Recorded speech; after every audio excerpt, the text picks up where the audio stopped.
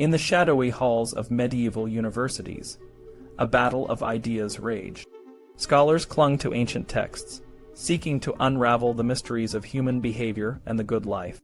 One such scholar, Bartolomeo da San Concordio, emerged as a beacon of wisdom in the early 14th century. Born in 1262 in the small town of San Concordio, Bartolomeo entered the Dominican order at the young age of 15, dedicating his life to the pursuit of knowledge and the art of preaching. After completing his studies in Bologna and Paris, Bartolomeo became a renowned teacher and preacher, known for his ability to make complex ideas accessible to his students. His teachings didn't just fill the minds of his fellow Dominicans, they also reached the ears of common people, who flocked to hear his sermons. Bartolomeo was a man of his time, yet he looked to the past for guidance, drawing from the works of Aristotle, the great Greek philosopher whose ideas were just beginning to be fully understood in the Latin-speaking world. Aristotle's works, such as the Nicomachean Ethics, Politics, and Rhetoric, were revolutionary. They challenged the traditional Christian view that morality and happiness could only be understood through theology. Instead, Aristotle proposed that virtue and happiness could be studied and achieved through reason and the natural world. This idea was both thrilling and dangerous, as it suggested that people could lead good lives without direct reliance on religious doctrine. The Dominicans, known for their commitment to preaching and teaching, were at the forefront of integrating these new ideas into their curriculum.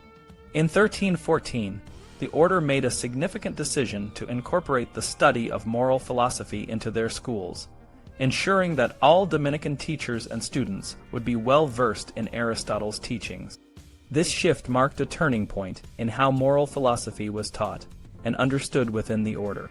Bartolomeo, with his keen mind and practical approach, was perfectly positioned to help his fellow Dominicans navigate this new landscape. He created a text called the Compendium moralis philosophiae, Compendium of Moral Philosophy, which was not a simple summary of Aristotle's works but a carefully curated guide. Bartolomeo drew heavily from a book titled De Regimine Principum, On the Rule of Princes by Giles of Rome, an Augustinian friar who had written it for King Philip the Fair of France around 1280.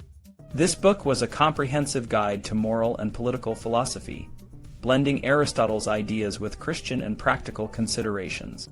Bartolomeo's Compendium was a radical abridgment of De Regimine Principum, cutting the original text down to a more manageable size while preserving its core teachings. He reorganized the content, breaking it down into 10 parts, each focusing on specific aspects of moral philosophy. For example, he divided the sections on virtues and vices, the management of household affairs, and the governance of the state. By doing so, he made the complex ideas of Aristotle and Giles accessible to his students, ensuring that they could apply these principles in their daily lives and in their preaching. The Compendium quickly gained popularity, spreading beyond Italy to France, Germany, and Spain. Its wide circulation suggests that it was a valuable resource for Dominicans and other scholars, helping them to integrate the new philosophical ideas with their traditional teachings. Bartolomeo's work was not just a textbook, it was a tool for transforming the learning of the schools into practical wisdom that could be shared with the broader community. In the hands of Bartolomeo and his fellow Dominicans, the study of moral philosophy became a means to foster a more virtuous and just society. The Compendium was a testament to their commitment to blending ancient wisdom with the needs of the present, a bridge between the intellectual world of the university and the practical world of the preacher. As Bartolomeo once said, "I always sought to inform the future with what is useful," and his Compendium was a living embodiment of that philosophy. Bartolomeo's work, the Compendium, is a fascinating blend of abridgment, amplification, and critical engagement with his primary source, the De Regimine Principum by Giles of Rome. Throughout the Compendium, Bartolomeo selectively condenses and combines chapters from the De Regimine, often rearranging them to better suit his purposes.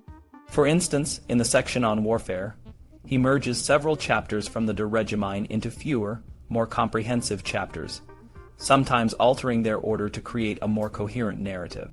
Bartolomeo's approach to editing is not uniform. He makes radical cuts in some parts while preserving others in greater detail. The first and third books of the De Regimine, particularly those dealing with virtues, vices, and passions, are significantly shortened. In contrast, The sections on the character of different social groups and on warfare are retained more fully. The second book, which focuses on household and family management, receives the most generous treatment, especially the parts on child rearing and household management. Bartolomeo's decision to excise so much material on virtues and vices is surprising, given their central role in moral philosophy. However, it may reflect his belief that his audience could find these topics more thoroughly discussed in other works, such as Aquinas' commentary on the Ethics or the Summa Theologiae. In addition to abridgment, Bartolomeo adds over 150 glosses, drawn from a wide array of sources, including biblical, patristic, classical, and medieval texts. These glosses often serve to explain, amplify, or provide examples, sometimes with a practical aim, such as offering material for sermons. He also occasionally criticizes Giles, as seen in his glosses on the classification of passions and the etymology of the Latin language. The Compendium was likely compiled as a classroom text, possibly after 1314, when moral philosophy was integrated into the curriculum of Dominican schools. Bartolomeo may have been active in its composition until at least 1323, based on the available evidence. The existence of different recensions suggests that the work underwent revisions, with recension 1 representing the original form and recension 2 a more polished version. Modern scholars often view Bartolomeo as a pre-humanist due to his interest in classical texts and his use of the vernacular. However, this perspective may overlook his primary role as a teacher and preacher within the Dominican order. His use of classical and patristic sources in the Compendium and the Documenta Ammaestramenti reflects a broader trend among early 14th century friars who sought to integrate classical wisdom with Christian moral philosophy.